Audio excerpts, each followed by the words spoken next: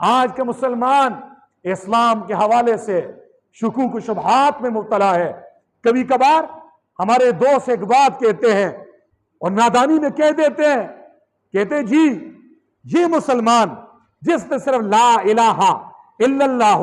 محمد رسول اللہ پڑھا ہے، باقی اس کے اندر کوئی خوبی نہیں ہے، چوری یہ کرتا ہے، کرپشن یہ کرتا ہے، خیانت یہ کرتا ہے، دو نمبری یہ کرتا ہے، زنا یہ کرتا ہے، شراب ہی پیتا ہے، قتل یہ کرتا ہے، ڈاکے یہ مارتا ہے،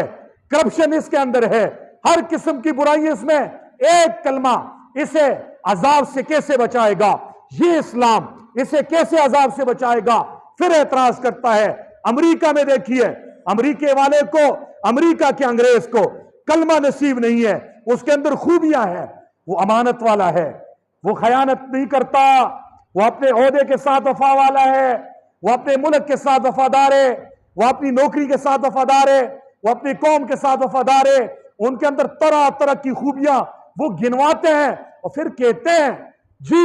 یہ مسلمان جو خوبیوں سے خالی ہے، برائیوں سے بھرا ہوا ہے، وہ کافر جو خوبیوں سے بھرا ہوا ہے، ایک کلمہ اسے نصیب نہیں ہے. تو یہ تو ظلم ہے نا، اسے ہمیشہ ہمیشہ کے لیے جہنم میں ڈال دیا جائے گا، اور اس دو نمبریہ مسلمان کو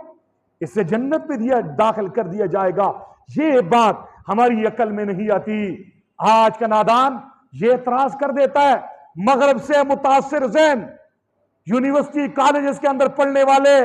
روشن خیال طبقہ کبھی کبھار یہ اعتراض کر بیٹھتا ہے، چھوڑو، اگر اس دو نمبر مسلمان کو اللہ بخشے گا تو امریکہ کے انگریز نے کیا گناہ کیا ہے، اسے کیوں نہیں بخشتا؟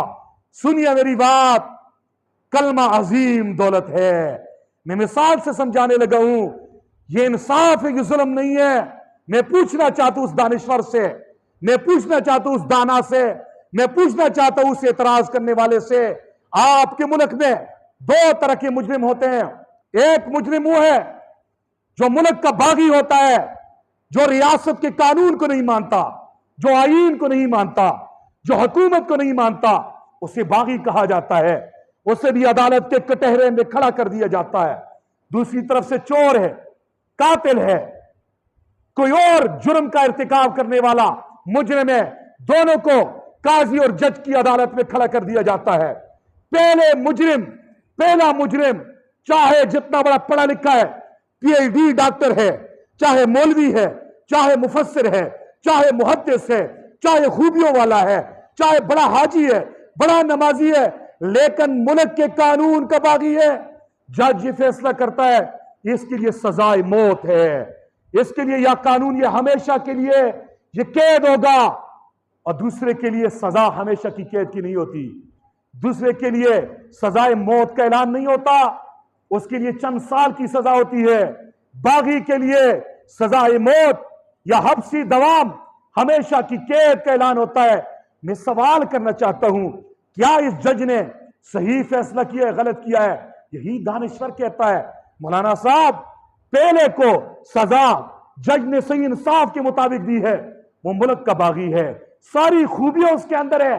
لیکن وہ ملک کے قانون کو نہیں مانتا،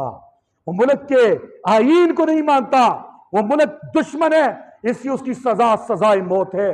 دوسرے کی سزا کم اس لیے ہے اس کے اندر خوبیاں نہیں ہے، وہ چور ہے، وہ ڈاکو ہے، وہ قاتل ہے، سب کچھ ہے، لیکن وہ آئین کو مانتا تو ہے،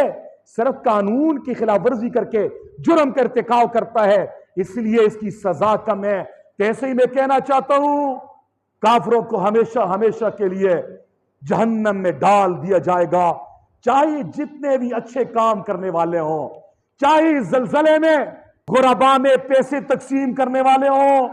چاہے آٹا تقسیم کرنے والے ہوں، امداد تقسیم کرنے والے ہوں، فلاحی کام کرنے والے ہوں، رفاہی کام کرنے والے ہوں، چاہے یہ ہسپتال بنانے والے ہوں، چاہے تعلیمی ادارے بنانے والے ہوں، تمام خوبیاں ان کے اندر ہو، سخاوت ان کے اندر ہو، اخلاقیات ان کے اندر ہو، سچ ان کے اندر ہو، امانت داری ان میں ہو، دیانت داری ان کے اندر ہو، ساری خوبیاں ہو، تب بھی یہ اللہ کا باغی ہے. جب اللہ کا باغی ہے، جب لا الہ الا اللہ محمد الرسول اللہ نہیں پڑھتا، اس کی سزا باغی والی ہے، یہ ہمیشہ جہنم میں جائے گا۔ اور وہ گناہگار مسلمان جس کے اندر ظاہری خوبیاں نہیں ہیں، چوری کرتا ہے، جھوٹ بولتا ہے، وعدہ خلافی کرتا ہے، تمام برائیوں اس کے اندر ہے، لیکن کلمہ پڑا ہے، یہ باغی نہیں ہے، یہ کم درجے کا گناہگار ہے، اس لیے یہ ہمیشہ جہنم میں نہیں رہے گا، اپنی سزا بھگتنے کے بعد یہ سیدھا جنت چلا جائے گا۔